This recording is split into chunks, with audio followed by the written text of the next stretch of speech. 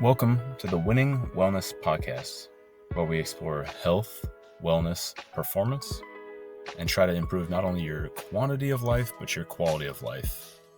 I'm your host, Mitch Schwartzman. Today, Kevin Kinney is joining us. I've known him for about 20 years. I've been bothering him and leaning on him for the last 2 decades. Met him as my high school strength and conditioning coach at Parkway North High.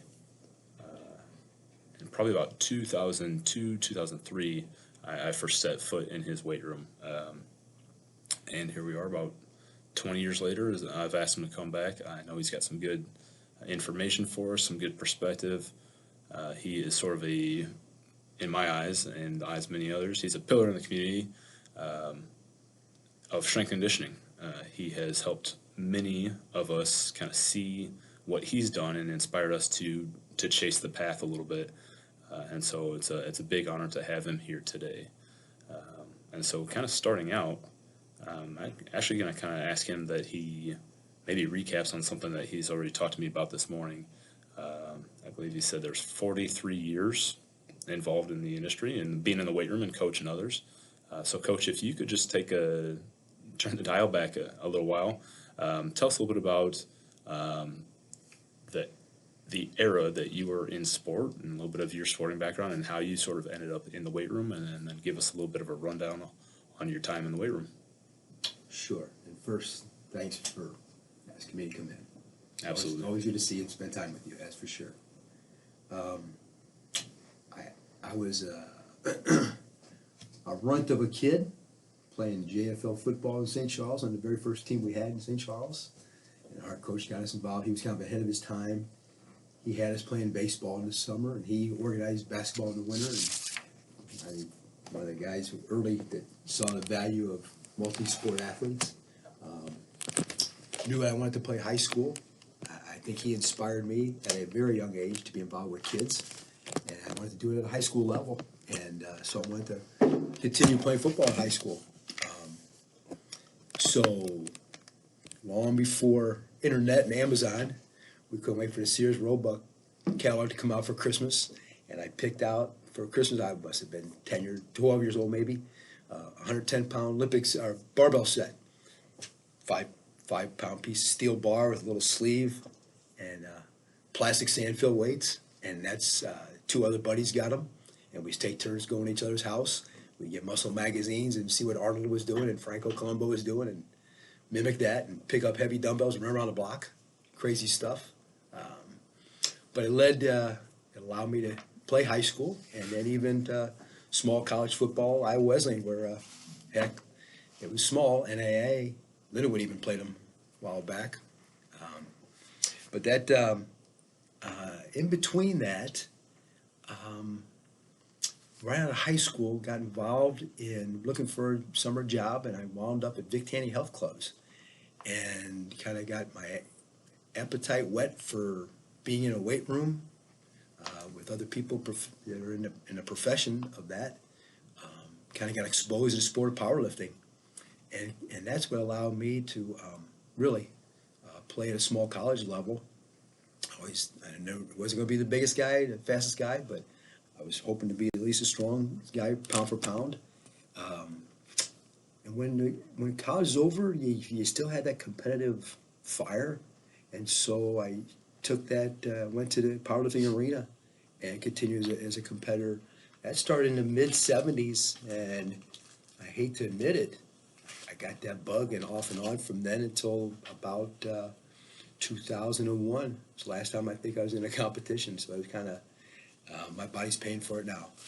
But I think that experience in the competitive lifting allowed some coaches early on when I worked with right out of college to invite me into their weight room and begin a program helping their athletes. Started with football, and then as other coaches saw some benefit, it quickly expanded to our basketball program, our track program, our baseball program, and then all the way through. Excellent. And what year was the you said you're like 10 years old when you got that first barbell kit? Yeah, 1967. 1967. How what was around? What was around in 1967 as far as the culture of barbells and iron and things like that? Bodybuilding was what you saw, and just coming out. Also, just becoming aware of it at that time. And again, we'd pull up magazines and read articles and put up pictures of the guys in our basements.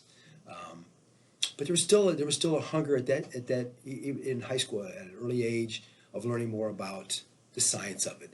And I remember in high school going over to UMSL and going through the library and digging out anatomy books and physiology books and just on Saturdays reading them on my own. Yeah. It was before the opportunities the kids have today. When I went to college and knew that this is a direction I wanted to go, coach, teach, and be involved in a weight room. My choices were physical education as a major, and the only thing closest to that would have been physical therapy, and that was a different direction altogether. There was no exercise science at that time. In the 70s when I was in college is when Boyd Epley was just beginning to tinker around in Nebraska's weight room as a pole vaulter. Yeah. And started messing with the football players there. Yeah. So there was no strength coach. In high school, we were thrilled. We all brought those plastic weights, put them in the basement, and worked out there. And then I think it was my junior year, a big advancement. A universal weight machine came. We put it in a locker room by the showers, and it didn't take long for that thing to rust out. But that was a big advancement. Universal weight machine would be like it's like a lat pull down, like a chest press, the leg extensions. Yes. It's like the one stop shop, right? Yes, where all the plates were on a rack and moved. Yeah, no freedom of movement. They were designated. They slid up and down. A leg press. Yes, exactly. Yeah. So. Awesome. So you get into Vic Tanny, and you're wrapping up your college over at Iowa. Wesley. And then where do you go from there? How do you get involved in teaching and coaching? It's kind of funny. I was at Vic Tanny on a Sunday, and my brother-in-law called me up and said, "Hey," he was at Orchard Farm at the time. Said we just had a middle school social studies teacher move to Texas. He's coaching freshman football, and this was in August. He said camp begins in about a week, and they're scrambling. I said, "Well, I don't have a degree in social studies." He said, "That's okay." They interviews with the superintendent, and both his sons play football. So he got me a temporary certification for 2 years to teach social studies and coach football and track down there. And they had nobody. They was running in a weight room, and so football coach asked me to do something with the guys, and so that's really how it started. That's awesome. So you start over at Orchard Farm, and how much time do you spend there, and where do you go from there? 2 years stayed there, and an opportunity came. There was an opening at a couple schools a little closer to where my wife was working in St. John's, and we thought maybe we move to that side, but we never did. Stayed here in St. Charles, but I wound up at Parkway North, and that's when the doors opened up. That's when Denny Staub hired me as assistant football coach, and I was going to teach social studies there to get started as well. And he was a little more serious coming out of several programs in Kansas City and CBC, and knew that we needed something added to the program. And so in our interview, when I talked about what I did at Orchard Farm, he was very excited to, would you do something like that here? We have some weights underneath the stadium. Guys need to do something in the off season. Guys, we need a summer program. I said, I'd love to do that. And that was the beginning. And so on the football staff was a baseball coach, a track coach, wrestling coach. And so they all saw what was going on and asked if I could do that for them as well. So at that point, a decision had to be made how I was going to coordinate this. Again, young family. I couldn't give up a lot of different contracts money-wise. So to be paid to go into the weight room, our athletic director was wonderful about that, but to give the time. So we kind of coordinated between all the coaches. It was very nice. I would work out a volleyball team before I went out to the football field while they're warming up. I come in when we were cooling down football and work the soccer team out. Then the football team would come in. And in the morning, I'd have the cheerleaders and the cross country team. So coaching full football, varsity football full time, and coordinate all that was, and then teaching social studies through the day. It was a full plate and very fun. Yeah, that's amazing. So, when you were in high school, you brought your own weights to school. We did. Okay. We did. Everybody had them. Our locker room was in the basement underneath the school. That was our locker room. Our bench was the bench that you sat on to put your cleats on. You lay on that wood bench, and they'd hand you one of those barbells. Yeah. We squat down to the bench in case we fell. It was. We would. Our football coach would have a meeting for the football team at beginning of spring, and we'd meet in the cafeteria. Everybody's out for baseball. You're excused. Everybody else, here's your track assignments. And we were assigned a track event by our football position. Yeah. So I was a linebacker, so I had to run to 400 in the hurdles. Shortest hurdler in school. So all the linemen were throwers. All the defensive backs and running backs were they were all sprinters. All the wide receivers were jumpers, unless you were really good at something. Okay. So we had a good defensive end. It was a good 800 man, so half mile at that time. Okay.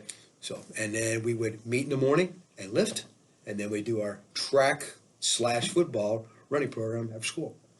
So we had 2-a-days in high school in the off season. I'm sure Misha would be frowning on that today. I hate it, so. All right. So, you kind of go from bench pressing on the bench in the locker room to by the time I met you, you had built a weight room. Can you talk a little bit about the process of heading that project over at Parkway North? Oh, that was so exciting because when I did get to Parkway North, we really did have two Olympic barbells. One was bent from a kid dropping it across a bench, and it was underneath the stadium. And so I was able to move it to another side of the stadium under there and we began to do some fundraising to add some things in. We bought a couple squat racks and a couple nice benches, a couple of inclines, and built a little wood platform under the stadium also. So it leaked and it was cold. They gave me 2 propane heaters. I would go out there right when the bell rang. I run out there and try to get some heat going. And if the guys got too close to the heater, it'd singe the hair on their legs. We had mice in there. We had a snake in there one time. A lot of bugs. We had carpeting until flooded. And to make it even worse, dead center was all the electrical components to run the scoreboard in the stadium. So had the kids in there in a wet environment with all this electric going on. They agreed to, when they were going to add on to the building, to add a weight room. It wasn't huge, but they, other than the principal choosing the flooring, let me pick everything else that went in there. So we had a little bit of money to add, and eventually it was a program in the summertime. Yeah, the football team in the summer expanded to all athletes. And we would have well over 100 athletes every summer. I think we peaked one year at 306 kids from all sports. We were getting the middle school kids coming up. We didn't shy away from other kids from other schools were coming. We had kids from competitive schools, or competing schools that were coming over. And that money went to finance our weight room. So we went from those 2 bed bars to, we wound up with 16 Olympic sets, 8 full racks, built 8 platforms. Built it myself because the money. So we took a lot of pride in it. So did kids. It was really funny. When we first were going to move into the inside, the kids were reluctant. They thought it was really something. You had to be Spartan to walk out in the rain and the cold to go work out in a facility like that. They kind of, even the girls' basketball were the most reluctant. They thought, oh my God, what kind of sissy palace is this? But it didn't take long for everybody to buy in, and the interest grew, and we went to block scheduling, where it opened up an opportunity to increase the number of courses the kids could take. And so I threw an idea at a principal that we had this wonderful facility. Let's have a class in there, and I kept in the social studies, but then I taught a couple classes in there, and it grew. And she said, "It's the interest is there. Make a choice." So I really enjoyed the social studies department, but I thought, my God, I could do something I really just crazy about all day long, and have no papers to grade at the end of the day. Wow. So that was a no-brainer. So it was, I'd spend 7 o'clock in the morning till 5:30, 6 o'clock every single day in there, all day. Only one that taught in there. It was, I really thought, to be honest with you, Mitch, that I would die doing that job and just be buried right there. And been perfectly happy doing that. Yeah. But Well, it showed. I know from my perspective, I was kind of I changed school districts right before high school. And so I didn't grow up kind of hearing your name and being aware of like the summer camp, the summer strength and speed camps. But as I kind of like made friends with my students, my classmates and things like that, I keep hearing about this guy who runs a weight room, and I'm like, by that time, I've been watching the Arnold Schwarzenegger movies and the Sylvester Stallones and the Van Damme movies. I mean, I've been getting bodybuilding books from the library, and I had a little bit of a weight set in the basement. Kind of similar to your story, just a little bit there.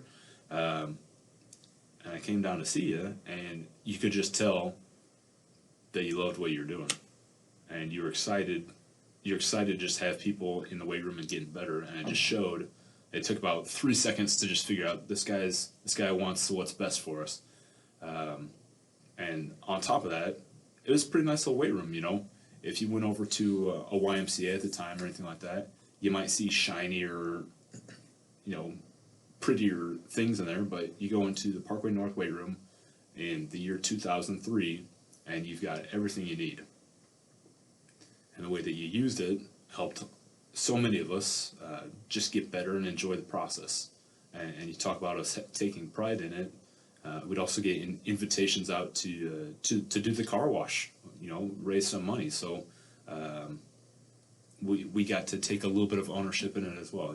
Keep it clean, treat things well, follow the rules. You have your role as a spotter. Somebody else is on the platform lifting. You sit your butt in the seat because you may not want to trust 14-year-olds around iron that's flying around.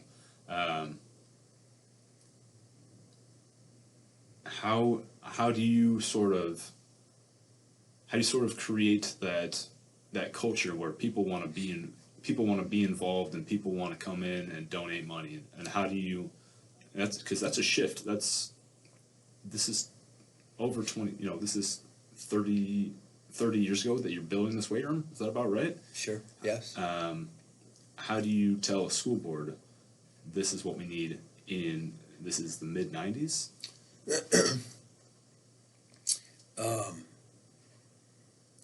Got kids at North interested. You did anything you can to acknowledge their successes. I always teased people that you put your name up on a board and give them a T-shirt, they'll do anything. And just to acknowledge them, created the record boards. We started having little competitions among ourselves. Started having competitions with area schools. And a lot of pride was built that way. And being in the competitive powerlifting at the time, and then moving into competitive weightlifting, and that was a result of the kids. Sport, that it was a growing interest in that style of training, the benefits of it, and so I wanted to learn that. And so we had two competitive teams, powerlifting team for a while and a weightlifting team for a while, and I got old wrestling singlets. We use those for uniforms. Awesome.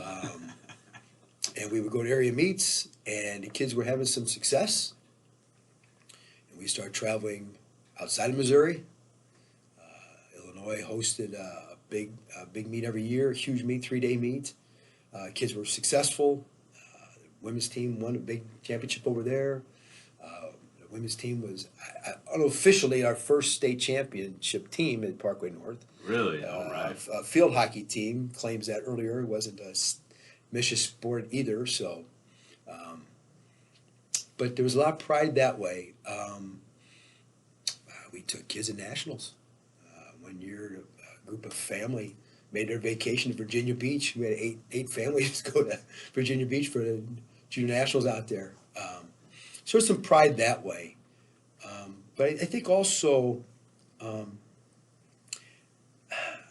kind of changed the focus also in that we began to just kind of recognize what was going on in the weight room itself, and gave a lot of responsibility to the kids. You said something about the platforms and the chairs. There was a chair at each corner, and there had to be someone sitting in it for you to lift on the platform. And that was to ensure you were being watched and they were saying the right things to you.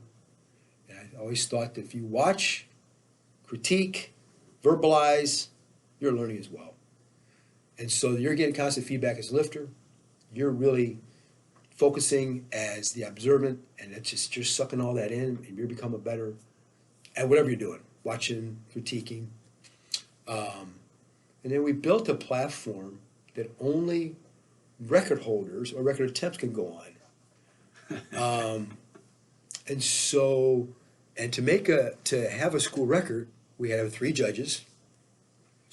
I was one, and there were 2 judges on the side. And we had red and white flags. We didn't have a lighting system. And when the lifter finished, the only command I had to kids was they had immediately put up the white or red flag.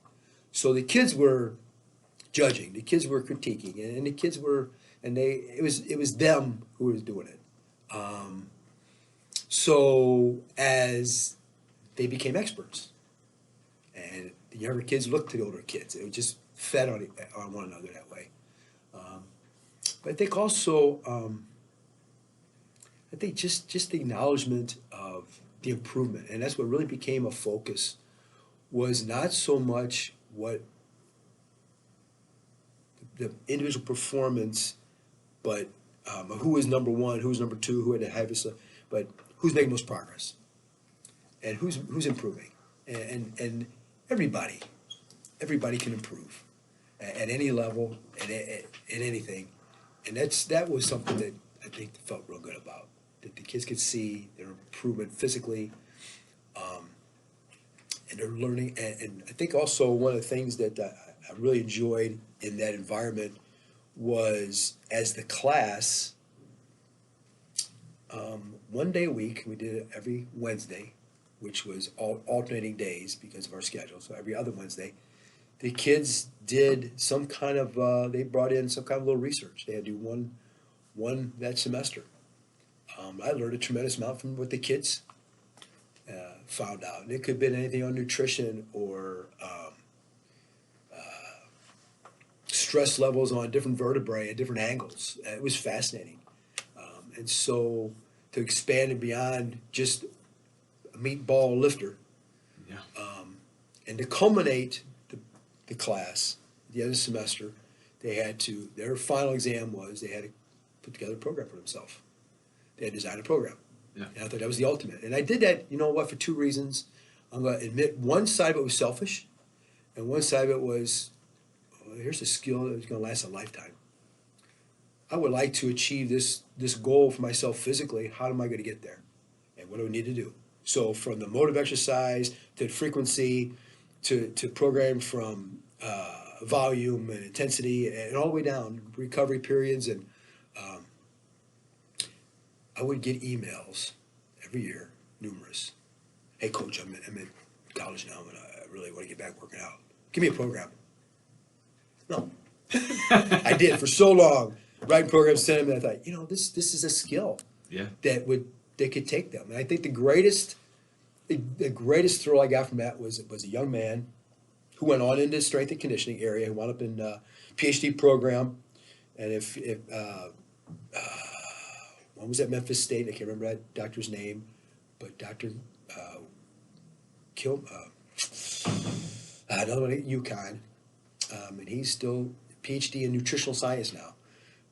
He took that final exam and did it for his mom.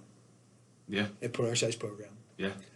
Unhealthy woman who couldn't do anything physical and wound up getting her 100 pounds lighter. Yeah. Oh, wow. I mean, okay. I think of all the years in the weight room that made the whole thing worthwhile. That's excellent. So that That's kind of amazing.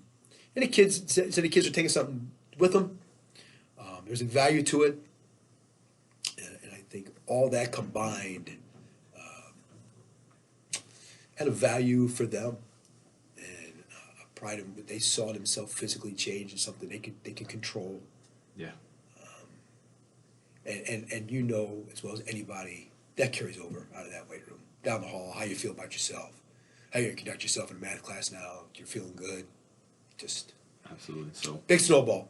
there's all those other benefits, but I benefited so directly. I just stole everything I could from you. I used your warm ups, I used your motions, I tried to use your lingo, and what I did is when I graduated high school, my parents asked me, "Hey, what sounds good for like a little reward, a little graduation gift?" I said, "I want a personal training certification." So we spent a few $100s to get me an ACE personal training certificate.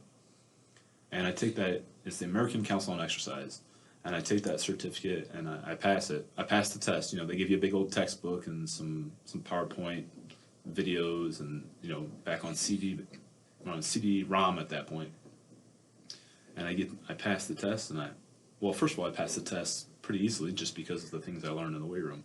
Because you did a great job of not just, challenging us to do a few extra push-ups or, push ourselves for maybe a couple extra pounds if the technique was there.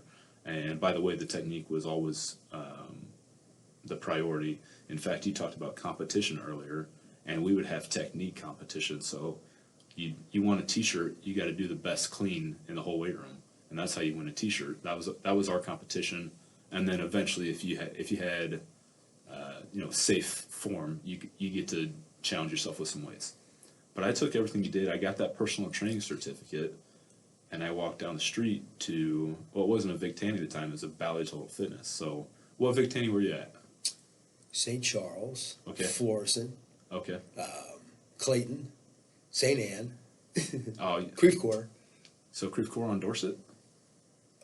No, Okay. it was on Olive. Okay. But ballets took over all the Vic Tannys. Okay. Brought them all out. So I was at a Ballet Total Fitness that was a Vic Tanny that was on Dorset. So I must hit the spot that you missed. So I go over there. I've got the ink is still drying on my personal training certificate, and I go in there and I tell them, "Hey, I want a job. This is what I want to do," and I get going there, and I make some mistakes, but I pretty much base everything I'm doing off of the things I've been doing as a high school student for the last few years. And I bring in, you can only teach so much, so I'm learning more along the way, but the bulk of what I was doing to start was just what I had been taught as a student. And the gifts of knowledge that you gave me, they just started. I was doing great over there. I was helping people out. I was keeping them safe. They liked the experience they were receiving. They were paying me for it. So I enjoyed the coaching and I enjoyed the paychecks. And so I owe you so much, including some actual money. You gave me a trade. So you were doing that on top of just helping people out. You were giving some of us a trade to go out and make money. So I really appreciate that. Nice to hear.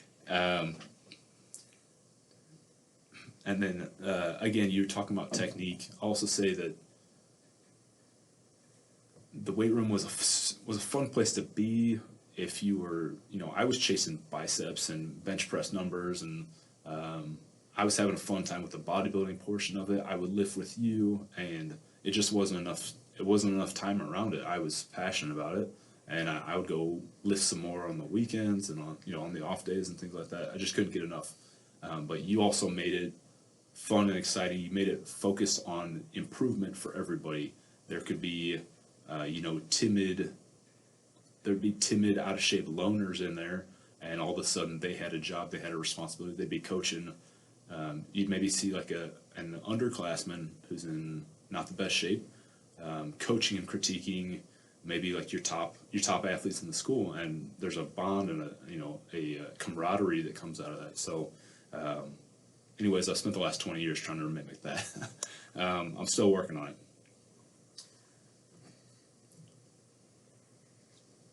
Can you talk a little bit about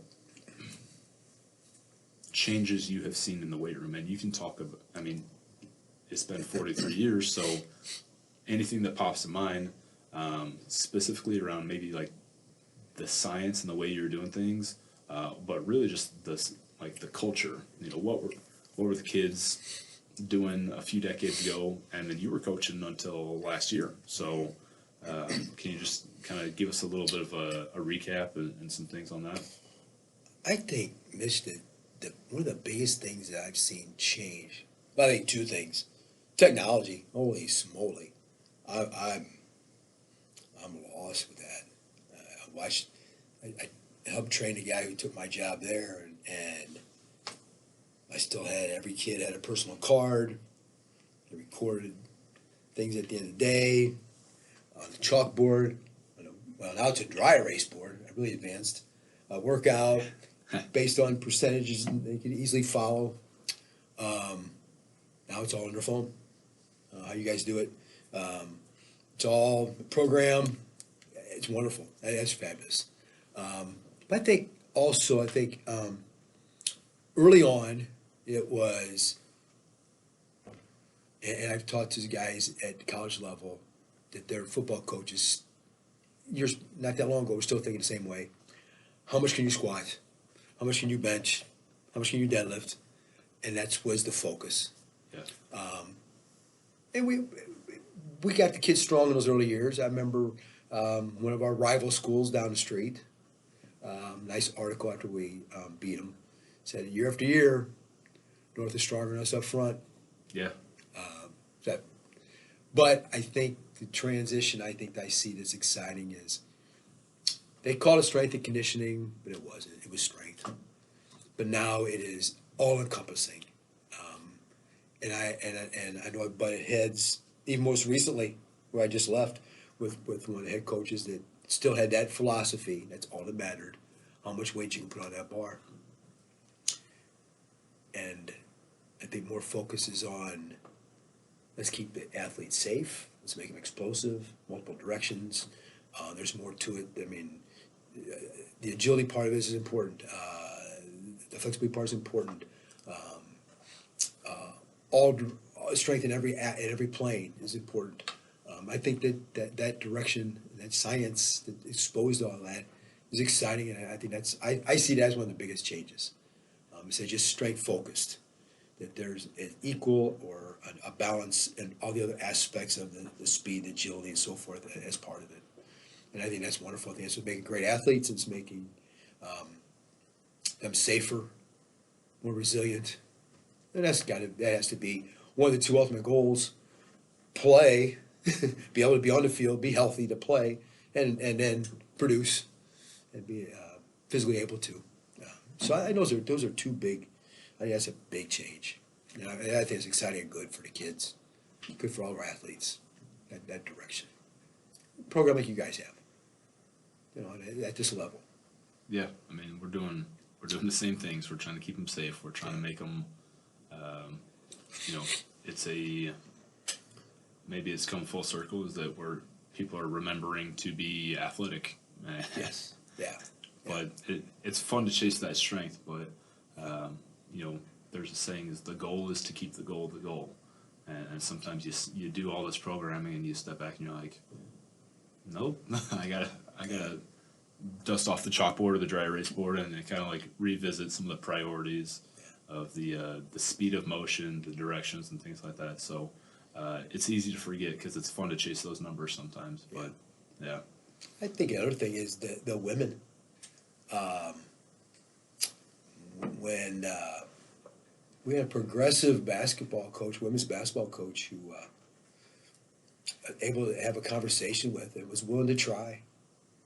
And he really, after a headstrong, old-style coach before him, saw no value in that whatsoever. And when this gentleman took over and saw what's happening in the men's arena, wanted to at the end of the conversation, I invited him to talk about it and look at it, and then that just really led into all the women then the volleyball was in there, then the swimmers. It was mandatory for the cheerleaders, and they were fall and winter, and they were twice a week, 7 a.m. in the mornings, and to see, I think, to this day as a group, as a whole team, if I had to pick one team, I'm horrible in years, but there was one group of cheerleaders that were the absolute most phenomenal group of athletes I ever had in the weight room. Really? Okay. Yeah. You put them in one group, this whole, just their attitude, their get after it, their athleticism, how they changed, their explosiveness, how they saw the benefits of it. Wonderful. Yeah.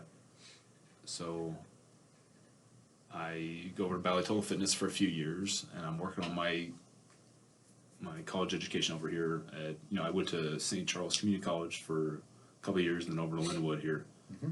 And then at the end of my undergrad, I get an opportunity with the St. Louis Rams. So I'm working with big, strong, millionaire, these guys that are just almost inhuman. And then my next opportunity after that was coaching the Linwood cheer team in the weight room. So the Linwood cheer team was the first team I was ever in charge of. And I had a great experience with them as well. Really hard workers, and you say get after itness. So yeah, kind of funny how that works out. But, Yeah. And it was great. It was a great lesson for me. It's like I'm like, well, wait a second. I'm not just like interested in coaching the big football guys. Like that's fun. That's amazing. But I'm like, oh, okay. I just want athletes who work really hard. I'm like, they could be chess players as long as they're in the weight room busting their butts. Mm-hmm. Like, I'm a pretty happy camper as a coach. So, yeah. Cheer taught me a thing or two as well.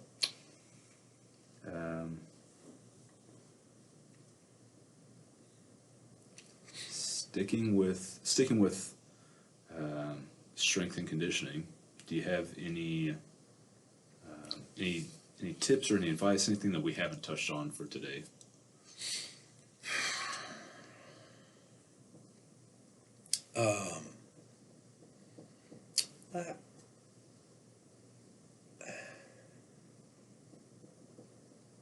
Well, let's see. I think just going back as I set programs up, I think, and I don't know what direction you want to go with this, I came to believe very convincingly that you base program on multi-joint movements, multiple directions, ground-based, including unilateral training. And I found that to be both a great way to increase strength levels, explosive power, but I found it as a great injury preventer. Great mobility in itself, flexibility in itself. If you've been to Olympic Training Center, those are among the most flexible athletes in the world. The positions you're getting in. The only isolated movement that we did in our weight room was neck. We did neck work. Yeah. And every team did neck work. Yeah. Outside of golfers. Swimmers did neck work. Our soccer team, obviously. Yeah. Volleyball and basketball, we did neck work. We did real simple stuff, but we did it every workout, and it took us 2 minutes. We went 3 to 4 directions, 30 seconds. Whether it was laying on the floor, with our head off the floor in 4 different directions, a 5-pound plate on our forehead laying on 4 different directions, a 5-pound plate on our head just moving up and down 4 different directions, standing with a band attached to a rack, 4 different directions for 30 seconds. Yes, there's collision in football, slamming in wrestling, head balls in soccer, but the whiplash of a basketball player losing his footing and the whiplash action is a cause of concussion. And so we did that for that reason. That was the only isolated thing. And I did have a mom come and say, my son was in a car accident. And they have no idea how he didn't have more severe injuries. Yeah. And he said, Mom, we do neck work every week in weight room. That's right. And the police officer got a kick out of that. Yeah. But when I got to Burroughs, there were twin boys there of four brothers who were brilliant young men, tremendous athletes. One went to Princeton, track. One went to West Point. Tremendous and wonderful gentlemen. And coincidentally, maybe because they're twins, they think alike. On 2 different days, they were 2 days apart, one of them said to me at lunchtime, why do we do lunges the way we do? Why do we? And I was taken back. I thought, well, you don't trust me? You know, and he was serious. He wanted to know why. And I always believe that you teach how to do something, but it has to be included in that why. Yeah. Why am I doing this? Yeah. And the question always is, you should, as an athlete, be able to say to me, as your coach, is this going to make me a better athlete? If the answer is yes, then we're going to do this. If it's not, we're not doing it. Yeah. So we sat down and explained why we do our lunges front to back, lateral left and right, at a 45-degree angle, front and back, a crossover front and back. Yeah. And explained to him how we sat there, we looked at the anatomy of the knee, and where it moved, and where the shift was, and where the stress was going. 2 days later, his brother asked me almost a similar question. Yeah. Okay. And we went through it and explained it. And it was that season, later on, a few weeks, one of them, the first one came in and said, now I understand. I picked up a loose ball today, Yeah. took off, I got hit in the knee, and I'm thinking, I've been in this position. I've strengthened this position. Yeah. Yeah. Yeah. Where you didn't happen to use like the clock face analogy when you coach your lunges, would you? Absolutely. So 12 o'clock, 6 o'clock. I didn't We know. found the clock. I didn't know if you ditched it after No. your time at Parkland North. So we go. all right. Nope. Yeah. 11 to 7. Yeah. And 1 to 5. So Everything straight ahead. yeah, if you're kind of imagining yourselves right now doing these lunge patterns that Coach is talking about, think about a clock face, and that's how he coached us. Is he'd send us to, you stand in the middle, you keep your left or right foot in the middle, and then you send your other foot to a certain number on the clock face. And if you want to coach 30 teenagers into doing lunges the way you want it done, it's probably about as good as it gets for just communicating that. And it's something that kind of sticks with them. I think another thing that's really helpful, I would always take a kid in the middle of the room. Well, we're teaching squats, we're teaching cleans, push press, vertical jump, box jump. It didn't matter. Get all the guys around, all the kids, girls, put them in the middle, and give them an imaginary basketball. So you're at the free throw line. I want you to dribble that basketball a couple times. Take a look at that basket. Get that basketball in your hand, and in slow motion, shoot the perfect shot.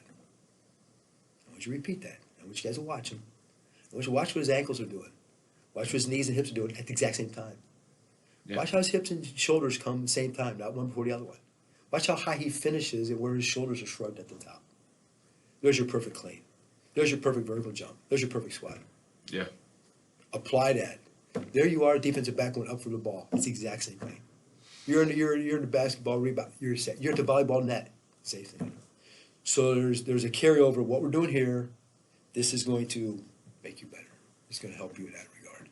Yeah. There's things in the weight room that you can do. I think we had a real fun shift in the record boards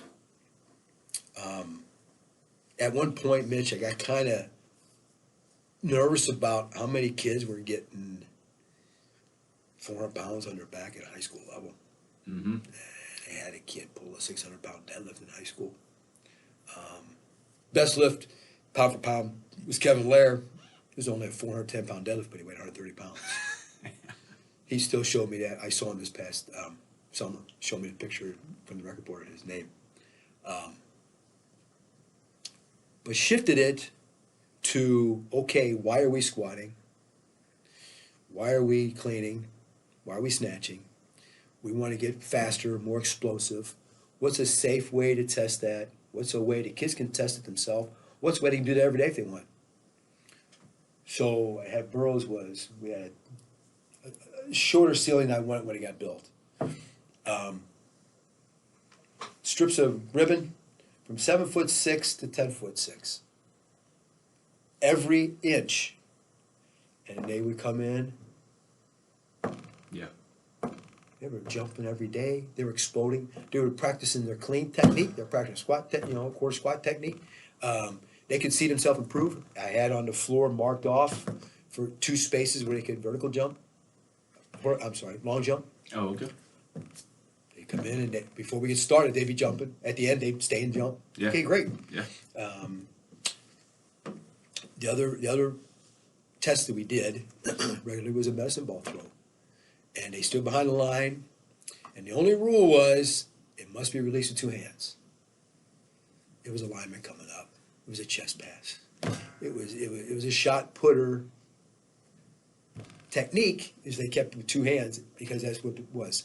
And it was marked, and they could do everything they wanted. Yeah. And they could see themselves improving without having to. There's no way they're going to get those improvements. Technique, absolutely, absolutely. But until they get stronger and they get more explosive, they're going to jump higher. Yeah. And we would do only a couple times a semester. We'd be able time in there. And so those guys whose jumps were better, their sprint time was better. It's just hand in hand. Yeah. So it's easy for the kids to get excited, easy for them to see, easy to test themselves. And they can record in their car, I don't care.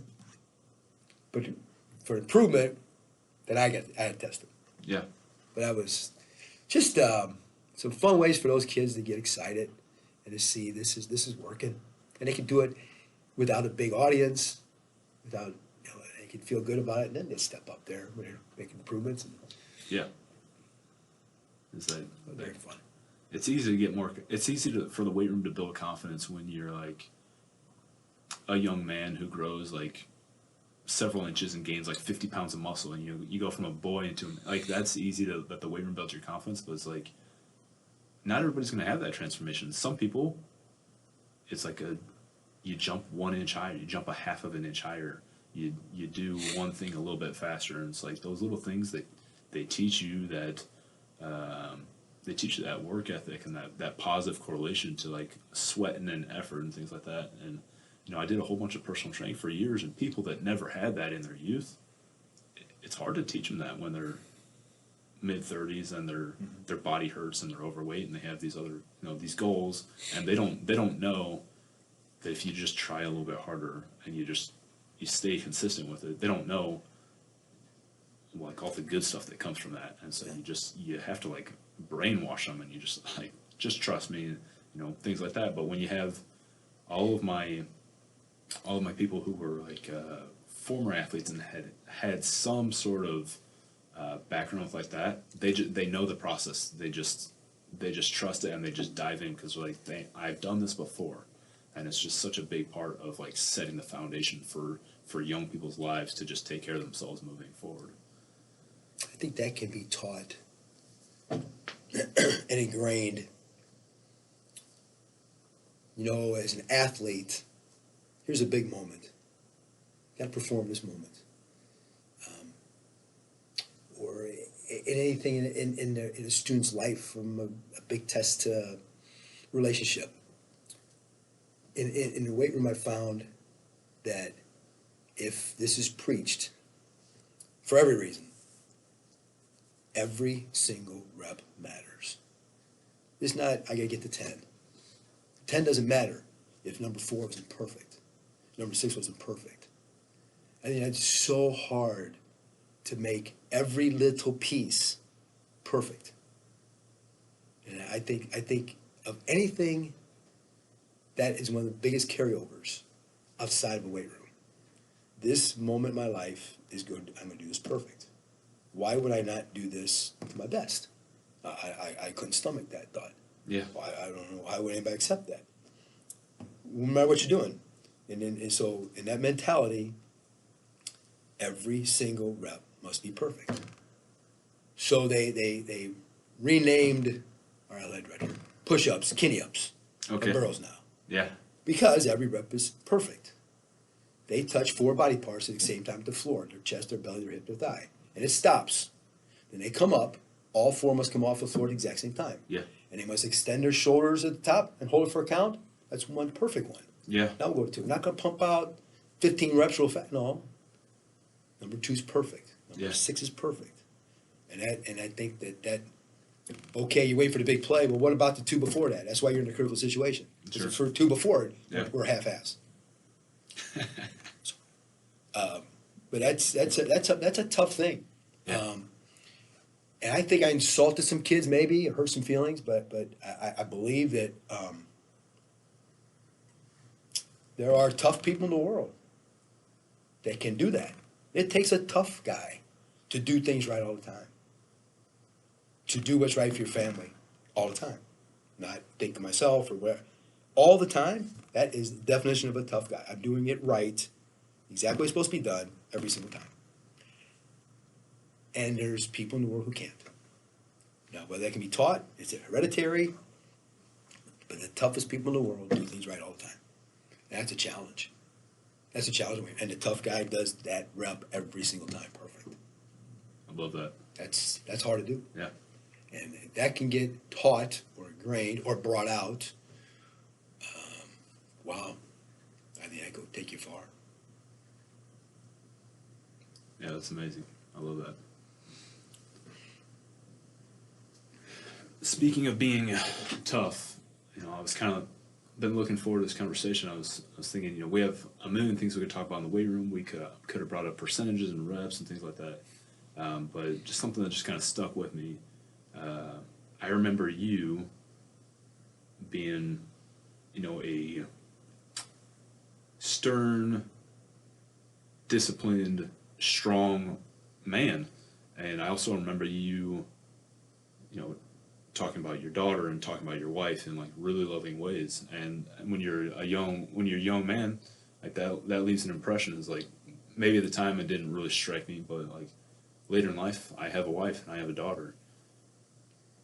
How do you think you did with this crazy work schedule that you have, and you come to work and you pour energy into the weight room all day long?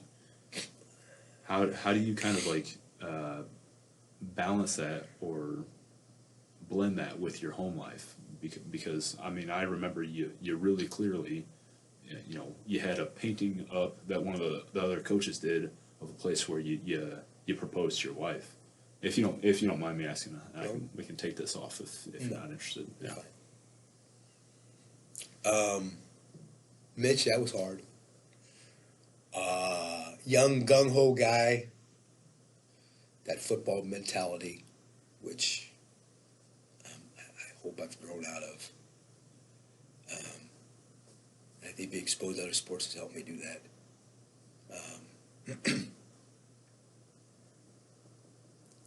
Away from away from an environment. The football environment I started in high school was 7 days a week. That's not unheard of. I know. Our program still, there's some programs that still do that today, there's others that don't, I know. That was very, very hard. My wife was young. We had 2 boys, they were young. So the first opportunity I had, Jeff was in 2nd grade, so he was 8 years old. I started bringing the games with me. He was a little ball boy. Yeah, nice. And when Michael turned 8, there was 2 of them. And in the summers, I ran the strength speed camp. And they were little, Jeez, they were little. And they would sit in the weight room and play corner, and, just to have them with me. And then we had our daughter, 3. It was hard on my wife, I know that. But it was a transformation, I think, happened when our boys started playing. And she saw what they put into it and saw a relationship they had with their coaches and began to see also, appreciate more what I was doing and feeling and experiencing with the kids. That helped a lot. When I knew at that point I had sacrificed time with the kids, and I didn't want to miss them doing things. And so when Jeff got to high school, that's when I stepped down from varsity football and took over freshman, so I could be free on the weekends. And I just said, I'll get out of football completely if you won't let me do this. And then so for the next 7 years, watch those two play and be part of that was wonderful. But I think that also, knowing that the kids in the weight room, kids at school, kids you're coaching, you're teaching, they're somebody's kid too. And you try to treat them that way. I think that's, you have to let them know that you care about them. And my kids had a mom and dad, and some of those kids don't. Yeah. And it's the greatest opportunity you have, and the greatest thrill, greatest responsibility is to, you can't replace a parent, but you could be a vital and a very unique part of their life. And you may not realize it, Billy, until years later. And that's the great reward. You get invited over to somebody's house for a holiday, to their wedding, asked to be the godfather or baby. But your kids have to be number one. That's hard. And when I had to make a choice, this coach wants me to do this today, and I said to myself, okay, 10 years from now, who am I with? Yeah. I'm with my son, who's going to say, hey, Dad, you missed this. No. So the greatest thrill I had after that was Jeff came and worked at Parkway, and we coached football together and ran a weight program together, coached track together. And then when I retired, fell into John Burroughs, my daughter came to teach there. That's right. So we had lunch together every day. Yeah. And then my middle son has a business. I help with him. And so I think that the tie that we had at that time, sharing my career and with them, and kind of carried over, and we've always shared because of that, I think. Hard to juggle, that's for sure. I guess like any profession has crazy hours. I just think that what we're doing, there's a justification and a reward for what other people are getting from us. Yeah. Well, being on the receiving end, being your one of your customers on the job, yeah, you just I can't imagine somebody doing a better job. So really appreciate it. And I think I called you stern. Is stern a negative word? I mean, it's just No. It was an environment that you can't fart around. Nope. Yeah. That was my number one. It was gonna be a safe environment. Yeah. It had to be safe. And when I bring young kids in the weight room, so I want you to look around and look at what we have in here. We have barbells, we have dumbbells, we have medicine balls, we have this and that, sandbags. Notice that they're attached to nothing. They're gonna be moving through free space and free to go anywhere. And so for that reason, there's rules that you have to follow. You have to be safe. Yeah. You're not walking across the platform when somebody's lifting. That's sacred Indian burial ground. Yeah. You get killed for that. somebody gets massacred. But stern, meaning there's some expectations that you have to abide by. When I first got to this other place, and I walked in on a visit to see what great room they had there, it was open. Kids were sitting, talking, farting around. Oh my God, you kidding me? No. It was a bad mouth for cleaning that up in the first student newspaper that came out. What's going on in our weight room? It's not a hangout anymore. Yeah. That was not. Oh, man. We can't please all the people all the time. But No, but I mean, it safe and productive, welcoming. yeah. I hope that everybody felt welcome, and that was something that brought a lot of satisfaction. We had a self-contained classroom at North, if you remember, special needs kids, and they all took strength and conditioning. So that was nice that they felt welcomed and comfortable enough to be in that environment with kids in school that they didn't get to spend the rest of the day with. That was very rewarding. Felt good for them. Okay, there's some self-worth. Awesome. Yeah. Well, thank you so much. I think you've given us like some gems here. We talked about the importance of training the neck for kind of anybody and everybody. Maybe not if you're a golfer, but you know. Swimmer. I had a kid backstroke, hit his head inside the pool. So by God, we're doing neck work. I got more concussions on my swim team than I do on any of my teams. How about that? Head to wall, head, and they'll give each other concussions at the same time because they'll share a lane and they'll clunk heads. So it's kind of for everybody. Is there anything, and this could be kind of my last thing, and if you decide you've given me too many gems and you're not going to cough up one more, that's fine. No secrets. Whether it's for an athlete or it's for your neighbor, what's maybe the number one thing or one thing that's just really commonly not done to just keep you well? So I'm calling the podcast Winning Wellness. I want people to know how to win their wellness or to be well enough to win. So is there anything that... Get outside and move. Okay. My Sweet. gosh. Yeah. I just think movement and being outside in the air, whether it's on a bike or you're walking or running or... I enjoy kayaking. That's a heck of a workout. I guess, and you speak this more, I'm sure. Everybody watches their steps.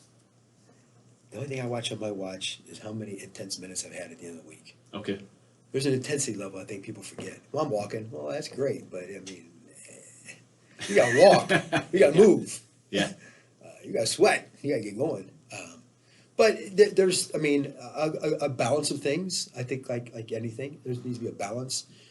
You need a level of strength for daily living. I mean, to load in your groceries and lift them up on a counter, walk up with something out of the basement.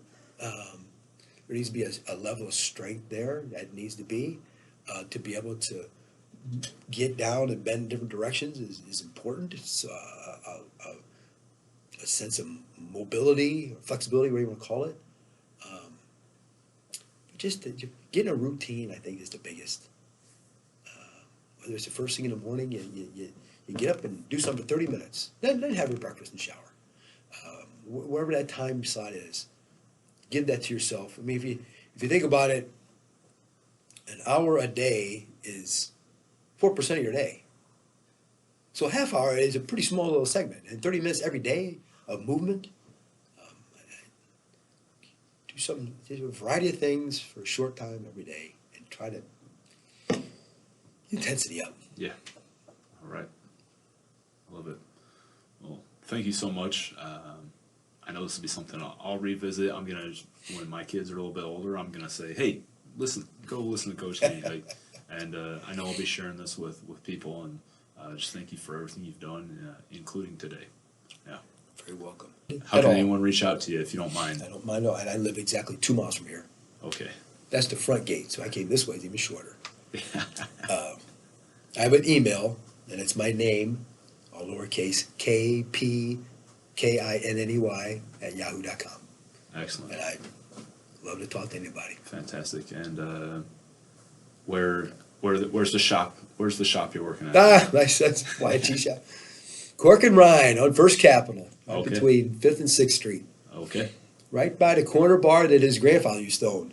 Oh, really? Excellent. Corner bar, Crooked Tree, Cork and Ryan. That's amazing. Yeah. Love it. Yeah. So walk right out campus down First Capitol. Yeah. Excellent. Well, thank you so much. Oh, Mitch, thanks for it. Great to see y'all. Thank you so much for listening to our Winning Wellness podcast.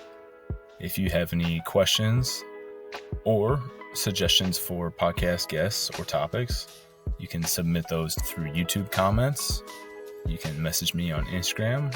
My handle is Mitch Schwartzman, or you can email me at coachmitchschwartzman@gmail.com.